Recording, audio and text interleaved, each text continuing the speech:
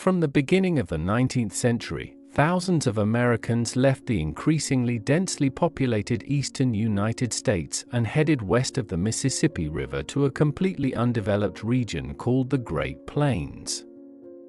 At the same time, New Englanders flocked to fur and timber-rich Oregon, and people from the southern states settled the expanses of Texas, New Mexico, and California.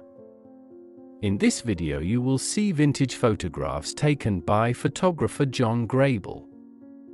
He is known as a photographer who documented many aspects of frontier life of the exploration of the Wild West, hunting, gold mining, townscapes, and the relationship of white settlers to Native American Indians. Most of his work was done in Deadwood in the late 1880s and 1890s. The primary means of transport for these pioneer settlers were horse-drawn or ox-drawn wagons. Caravans of several dozen wagons each would set out on the journey. It took an average of about 6 months for a caravan to travel from the Mississippi Valley to the Pacific coast. There were several permanent routes, or trails, along which caravans of settlers traveled. The California Trail linked Missouri with the gold fields of California. Between 1840 and 1860, more than 250,000 farmers and gold prospectors traveled along it. The Oregon Trail was one of the branches of the California Trail. The first caravan traveled it in 1836, and the last in 1869. The Mormon Trail, which connected Illinois and Utah, was first used in 1847 by Mormons moving to the shores of the Great Salt Lake. The Santa Fe Trail was used from 1821 until 1880. The settlers suffered from lack of drinking water, disease, attacks by predators and hostile Indians. With the onset of cold weather, food shortages became a serious problem. The worst thing for the caravan was to get caught in a snowstorm in the mountains, when the road was covered with snow and the colonists had to wait for spring, suffering from hunger. After gold was discovered in California in 1848 and in the Dakota Territory in 1860, the so-called gold rush began, increasing the flow of settlers. For a number of religious groups, relocation to sparsely populated Western territories provided an opportunity to escape outside influences and conflicts with mainstream denominations and authorities. One example of this was the Mormons who settled in Utah. In 1862, the Land Titles Act was passed, which allowed for the ownership of land in unsettled territories. In May 1869, the Transcontinental Railway was completed.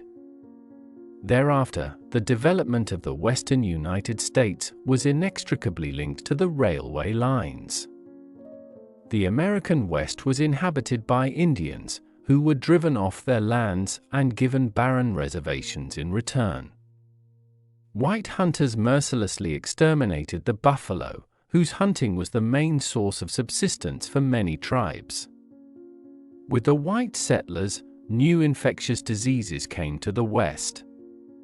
Therefore, the Indians resisted the white migration to the West as best they could, and armed clashes between Indians and settlers almost never ceased throughout the 19th century. From time to time they escalated into major conflicts involving regular U.S. troops.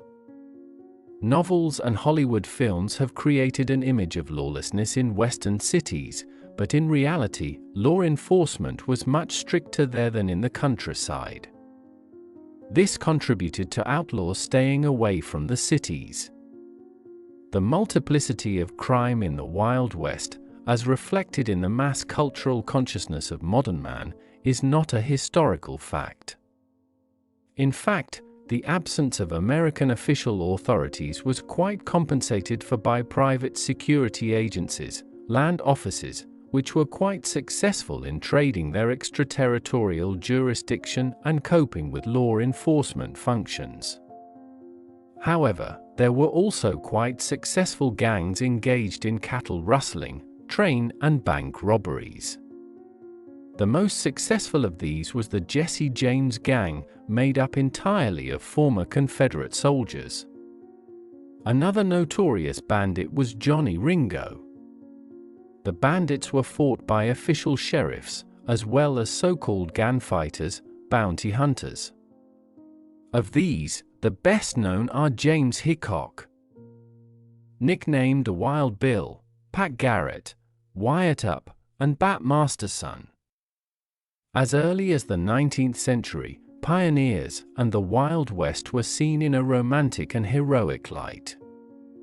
Typical subjects of Wild West stories included encounters with Indians, cowboys, buffalo hunts, gold miners, sheriffs, and bandits.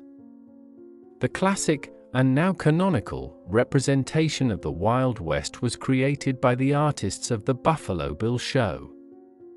With the advent of cinema, the story of the Wild West was reflected in the Western genre.